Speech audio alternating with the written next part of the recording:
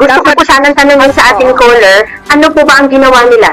Nag-online registration o nag-submit ng application sa kanila pong OSCA? okay, so iba po yung online registration. Ito po ay data gathering.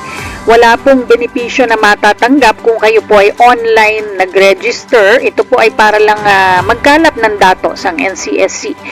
Ang cash gift po, yung pong nabanggit namin kanina mga requirements, iba po yon. So, separate po yon. Kasi kasi dati may mga kumalat na fake news, di po ba, Miss Nolly, na pag online, nag-register ko online, dun ka makakatanggap ng mga benepisyo.